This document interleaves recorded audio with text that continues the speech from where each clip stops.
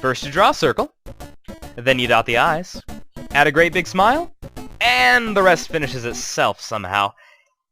Yeah, that's not exactly what happened when I tried to draw it, but, oh well.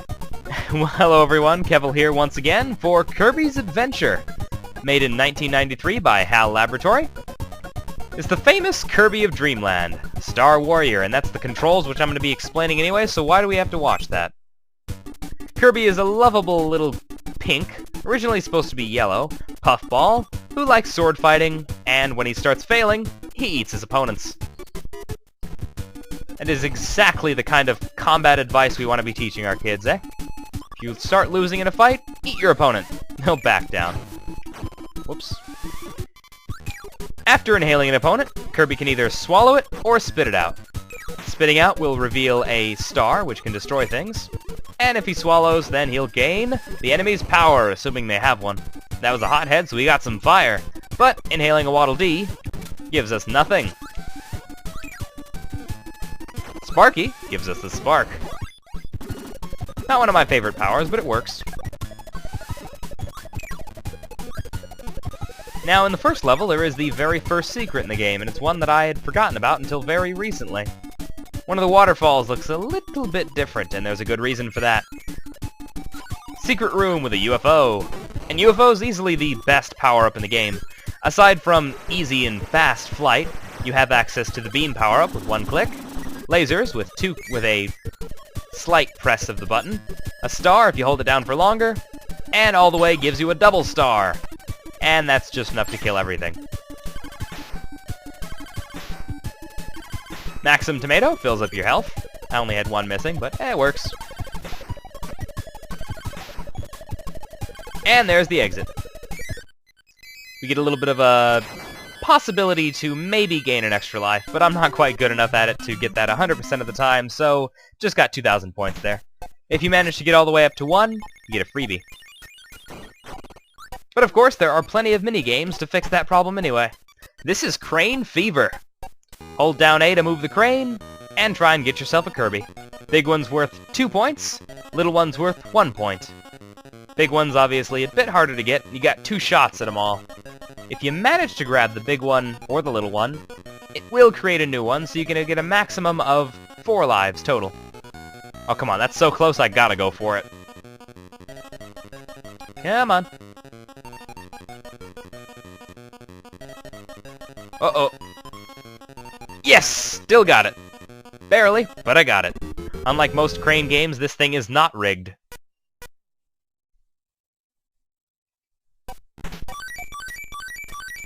Sweet.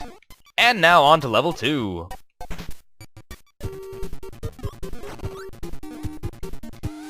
Couple blocks, and Gordo, the famous evil enemy of Kirby. They're little spike balls that basically just damage you. You can't hurt them, and they can't be destroyed in any way. Also, the cannons are Shotzo, and they're just as annoying. You also can't destroy them. This thing is Kirby's Warp Star. It's short-lived, probably because Kirby is a terrible driver, but it will destroy everything in a sort of scripted move on to the next area sort of segment. Whoops, that's Poppy Bros Jr., and I keep forgetting he exists. Ow. Okay, real combat starting now. That was just a test to show you that Poppy Bros Jr. does indeed hurt you. And we can hurt him by throwing his bombs back.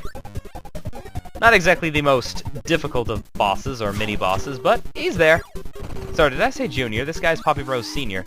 And whoa!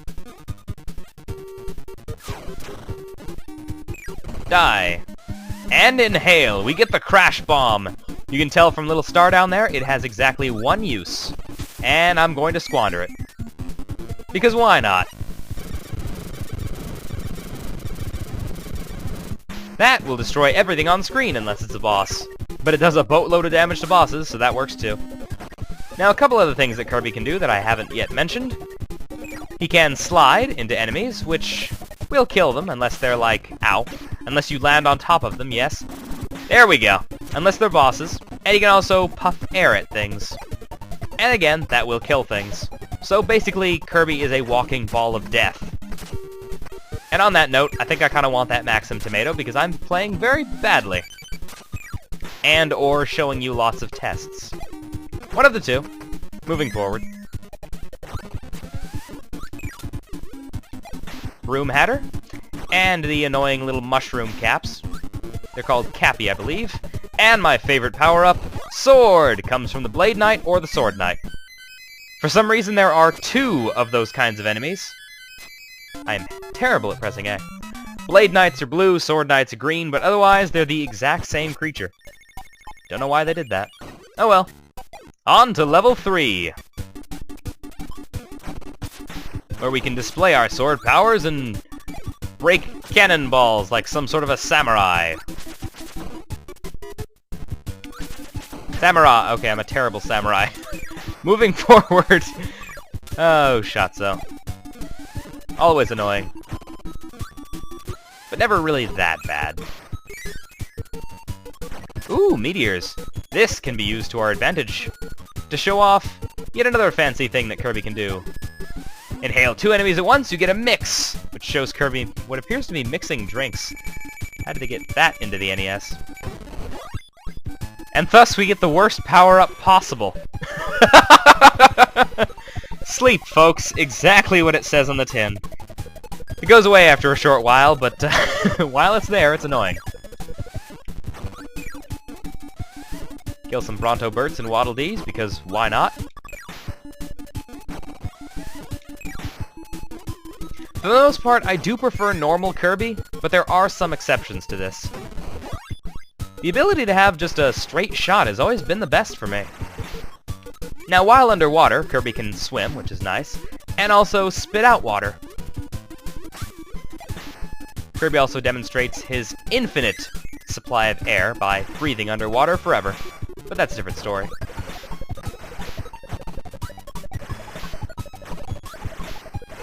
Kill some more flamers over here. And there's a Maximum Tomato that I don't really need, but I might as well grab, because why not?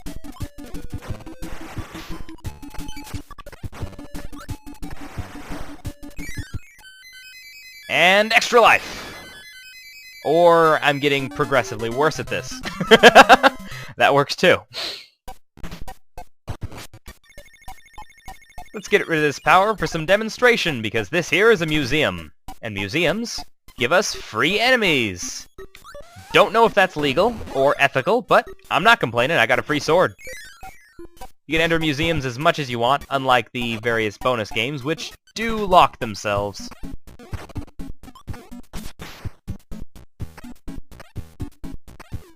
And now it's time to fight another enemy! This is Mr. Frosty, the... Actually, you know, I think this guy is even worse than Poppy Bros Sr. He's just so... I mean... Look at that! He just practically killed himself. But he gives us ice, so I might as well grab it. Or freeze, rather. In the NES version of Kirby, there's 2 different freeze attacks, but later on they just flipped it into 1. Which makes sense. They did a lot of condensing of powers that were very similar. This version's similar to Spark, you just kinda create ice around yourself, but the ice blocks are very powerful and kill things, which is nice. Ooh, Spike! Which I didn't get.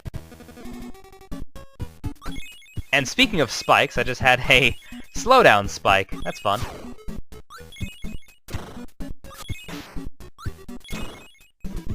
And through the door into some clouds. That's exactly how trees work.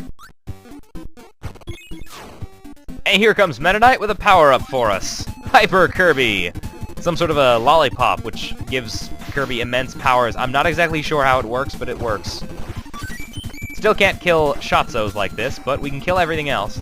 That's really all that matters. And we're out! Hey, it wasn't terrible. It wasn't good, but it wasn't terrible.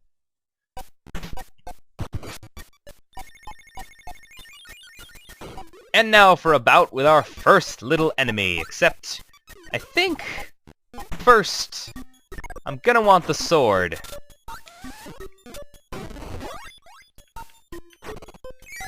Actually, you know what I'm gonna do? I'm gonna kill all enemies the way they were supposed to be killed, or at least the bosses. That is to say, no power-ups. Because otherwise, this guy dies just too quickly. It's Wispy Woods, everybody. Oops, forgot you can't inhale those.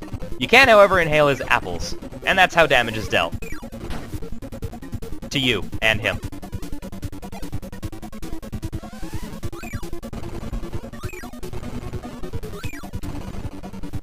Oh, more apples. Thank you, sir. And now you're dead.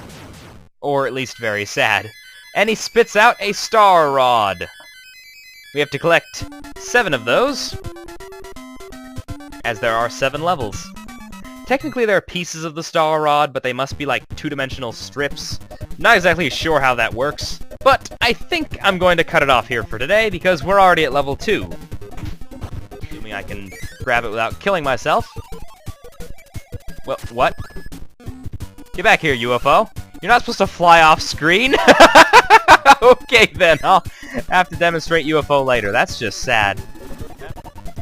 Brief little thing before we go. If you go back into the second door, sometimes, if you wait long enough, the warp star disappears, allowing you to move forward and into what is known as the HAL room, for fairly obvious reasons. Ignoring that weird black splotch at the top, this is basically just a little Easter egg. There's nothing fancy here, it's just nice.